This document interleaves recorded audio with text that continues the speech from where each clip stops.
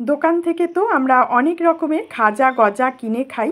আজ আমি বাড়িতেই দোকানের মতো খাস্তা খাজা বানিয়ে দেখাবো। 1 কাপ ময়দা আর একটু চিনি থাকলেই বাড়িতে খুব সহজে এই খাজাটা বানিয়ে নিতে পারবেন। 10টা না 20টা না 50টা লেয়ারযুক্ত এই খাজা ভীষণই মুচমুচে আর খাস্তা হয়। দেখুন আওয়াজটা শুনে নিশ্চয়ই আপনারা বুঝতে পারছেন খাজাগুলো কতটা মুচমুচে আর খাস্তা হয়েছিল, যা বাড়ির ছোট থেকে বড় সবার পছন্দ হবে। নমস্কার বন্ধুরা, আবারও একটা নতুন স্বাদের রেসিপিতে সবাইকে স্বাগত। প্রথমেই আমরা ময়দাটা মেখে নেব। এখানে আমি নিয়েছি 1 কাপ ময়দা। যে পরিমাণে খাজা তৈরি করবেন সেই বুঝে ময়দা নিয়ে নেবেন। আর দিয়ে দিলাম স্বাদ মতো নুন।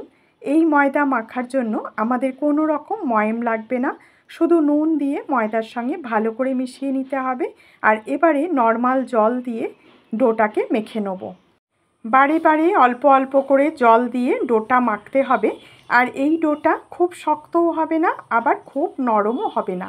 আর এখানে আমি কোনো রকম গরম জল বা ঠান্ডা জল নিইনি, একদম নর্মাল জলে ডোটাকে মাখতে হবে। আর একটু ঠেসে ঠেসে মাখবেন, তাহলে খুব মসৃণ করে মাখা হবে। দেখুন আমি একদম মসৃণ করে ডোটাকে মেখে নিয়েছি। এখন এই ডোটা রেস্টে রেখে দেবো 10 মিনিটের জন্যে। ডোটাকে একটু রেস্টে রাখলে দেখবেন ডোটা অনেকটা মোলায়েম হয়ে যাবে। দেখুন আমি 10 মিনিট রেস্টে রেখেছিলাম। এখন এই ডোটাকে আমি আরও একটু মেখে নেব। খুব বেশি মাখবার দরকার নেই, একটুখানি হাত দিয়ে ডলা দিয়ে মেখে নিলেই হয়ে যাবে। এখন এই ডো থেকে ছোট ছোট করে লেচি কেটে নেব। যেরকম আমরা লুচি তৈরি করার সময় লেচি করি, তার থেকে সামান্য একটু বড় করে লেচিগুলো তৈরি করেছি। 1 কাপ ময়দা থেকে আমার 5টা লেচি হয়েছে। এখন আমি নিয়েছি কর্নফ্লাওয়ার। একটা বাটির মধ্যে নিয়ে নিচ্ছি 1.5 চামচের মতন কর্নফ্লাওয়ার। আর তার সঙ্গে নিয়ে নিচ্ছি 2 চামচ সাদা তেল। এখন একটা ঘোল বানিয়ে নেব। তেলটা প্রথমেই একবারে বেশি করে দেবেন না। দেখুন আমার ঘোলটা একটু ঘন আছে। আমি আরও 1 চামচ সাদা তেল এর সঙ্গে মিশিয়ে নিলাম। একটু এই রকম পাতলা করে ঘোলটাকে তৈরি করতে হবে। 1 কাপ ময়দার জন্য আমার এই 1.5 চামচ কর্নফ্লাওয়ার আর লেগেছে 2.5 চামচ সাদা তেল। এখন আমি ময়দা দিয়ে অল্প অল্প করে ময়দা দিয়ে রুটির মতন করে বেলে নেব। খুব সামান্য ময়দা দেবেন, দিয়ে এই রকম পাতলা করে রুটির মতন বেলে নিতে হবে। দেখুন আমি দেখিয়েও দিচ্ছি, থিকনেসটা ঠিক এই রকম পাতলা হবে। সব রুটি কটা একসঙ্গে বেলে নেব। আর একটা প্লেটের মধ্যে রেখে এর ওপর একটু ময়দা ছড়িয়ে দিয়ে আরও একটা রুটি রাখবেন, না হলে কি হবে একটা রুটির সঙ্গে একটা রুটি লেগে যাবে। আমি আরও একটা রুটি এই পাতলা করে বেলে নিলাম। সব কটা রুটি এই একই রকমভাবে বেলে নেব।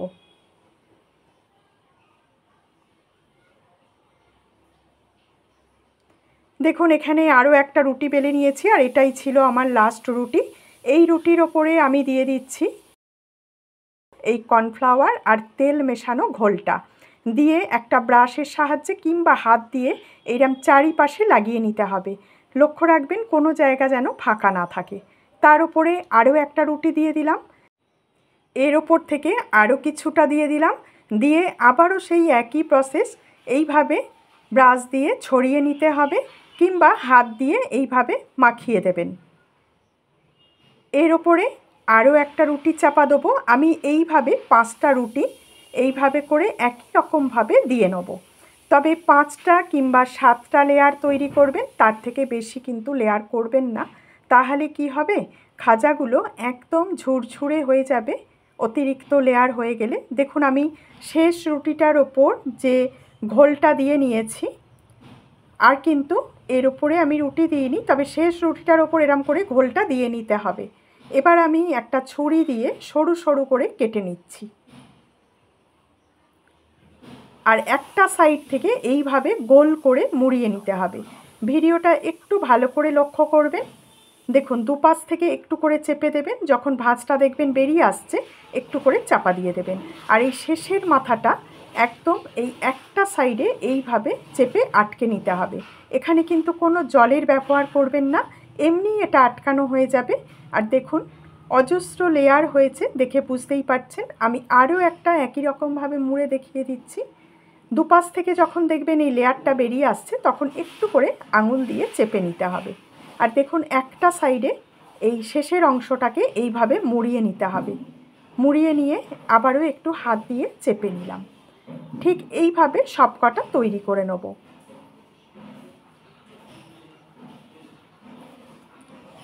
একটু ভালো করে লক্ষ্য করুন, তাহলে দেখবেন এই মোড়ানোটা কিন্তু একদমই কোনো ঝামেলার না। আর আমি শেষের দুটো অংশ যেহেতু ছোট, একসঙ্গে মিলিয়ে নিয়ে মুড়ে নিচ্ছি।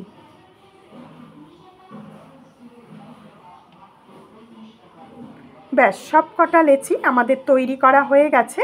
এইরকম করে তৈরি করে নিতে হবে। এবারে আমি পাতলা পাতলা করে বেলে নেব। দেখুন লুচির মতন একদম পাতলা করে বেলতে হবে। একটু পাতলা করে বেলবেন আর হালকা হাতে বেলে নেবেন। এভাবে করে আমি সব কটা বেলে নেব।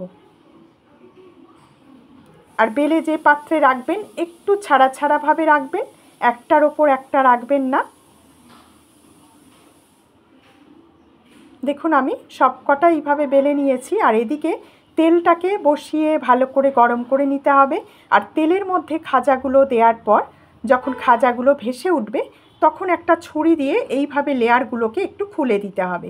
কাঁচা থাকা অবস্থাতেই লেয়ারগুলো খুলে দেবেন, তবে খুব বেশি খোঁচাখুচি করবেন না। একটা ছুরি দিয়ে দেখুন আমি লেয়ারগুলো খুলে দিয়েছি। লেয়ারগুলো একদম সুন্দরভাবে বোঝা যাচ্ছে। আর এই খাজাগুলো ভাজতে কিন্তু একদমই সময় লাগে না, কম আছে। দেখুন 1 থেকে 1.5 মিনিটের মধ্যে এই খাজাগুলো ভাজা হয়ে যায়। যেহেতু অনেকগুলো লেয়ার, তার জন্য খুব তাড়াতাড়ি কিন্তু ভাজা হয়ে যায়। ব্যাস এইরকমভাবে আমি ভেজে নেব, হালকা একটা কালার আসা পর্যন্ত। খুব বেশি কড়া করে ভাজছি না। আবারও একটা খাজা দিয়ে দেখুন ছুরি দিয়ে এইভাবে ছাড়িয়ে দিলাম। লেয়ারগুলোকে একটু ছাড়িয়ে দেওয়ার পর খুন্তি দিয়ে এভাবে তেলটাকে উঠিয়ে উঠিয়ে দিতে হবে। প্রত্যেকটা লেয়ারের মধ্যে যখন তেলটা যাবে দেখবেন লেয়ারগুলো খুব ভালোভাবে ছেড়ে যাচ্ছে। দেখুন এপিট ওপিট করে আমি একটু হালকা ব্রাউন কালার আসা পর্যন্ত ভেজে নিচ্ছি। আর এই খাজাগুলো একদম কম আঁচে ভাজবেন, একটুও বেশি সময় লাগবে না। 1 থেকে 1.5 মিনিটের মধ্যেই খাজাগুলো ভাজা হয়ে যায়। আর যদি একটু কড়া করে ভাজতে চান তাহলে আরও একটু কড়া করে ভাজতে পারেন। খাজাগুলো ভাজতে ভাজতেই দেখবেন এর লেয়ারটা খুব ভালোভাবে ফুটে উঠবে, লেয়ারগুলো বোঝা যাচ্ছে। আর এই খাজাগুলো ভেজে নেওয়ার পর খুব ভালো করে তেলটাকে ঝরিয়ে নিতে হবে। আর খাজাগুলোকে আমি একদম ঠান্ডা করে নিয়েছি। আর ওদিকে আমি একটা চিনির শিরা তৈরি করে রেখেছি। 1 কাপ চিনির মধ্যে 1/2 কাপ জল দিয়ে আর 2টো ছোটো এলাচ ফাটিয়ে দিয়ে চিনির শিরাটা তৈরি করে নিয়েছি। চিনির শিরা তৈরি করার ভিডিওটা আর আপনাদের সঙ্গে আমি শেয়ার করলাম না, কারণ ভিডিওটা তাহলে অনেকটা বড় হয়ে যাবে, আপনারা বিরক্ত হয়ে যাবেন। একটু চিটচিটে করে শিরাটা তৈরি করতে হবে, যেটাকে আমরা একতারের শিরা বলি, সেই রকমভাবে চিনি শিরাটাকে তৈরি করে নিতে হবে। আর খাজাটা যে পরিমাণে করবেন সেই পরিমাণে আন্দাজ করে চিনি শিরাটাকে তৈরি করে নেবেন। দেখুন এখানে খাজাগুলো অসংখ্য লেয়ার হয়েছে। আর চিনি শিরাটা একটু গরম থাকা অবস্থাতে ওপর থেকে ছড়িয়ে দিতে হবে। এই খাজাগুলো কিন্তু চিনি শিরার মধ্যে ডোবানোর কোনো দরকার হয় না। ওপর থেকে হালকা গরম শিরাটা এইভাবে ছড়িয়ে দিতে হবে, তাহলে দেখবেন প্রত্যেকটা লেয়ারের মধ্যে খুব ভালোভাবে চিনির শিরাটা চলে যাবে। আর খুব বেশি চিনির শিরা দেওয়ার কিন্তু দরকার হয় না। এখন আমি একটা ভেঙেও দেখিয়ে দিচ্ছি। দেখলেন তো আজকের এই রসালো মুচমুচে বিহারের বিখ্যাত খাজা তৈরি করা বাড়িতে কতটা সহজ। এইভাবে একবার তৈরি করবেন আর বাড়িতে তৈরি করলে অবশ্যই আমাকে কমেন্ট করে জানাবেন। বন্ধুরা আপনাদের একটা লাইক কমেন্ট আমাকে নতুন নতুন ভিডিও তৈরি করার আগ্রহ অনেকটাই বাড়িয়ে দেয়। আজকের ভিডিও ভালো লাগলে চ্যানেলটাকে সাবস্ক্রাইব করে আমার পাশে থাকার অনুরোধ রইল। ভালো থাকবেন, সুস্থ থাকবেন। আবার দেখা হচ্ছে নতুন রেসিপি নিয়ে।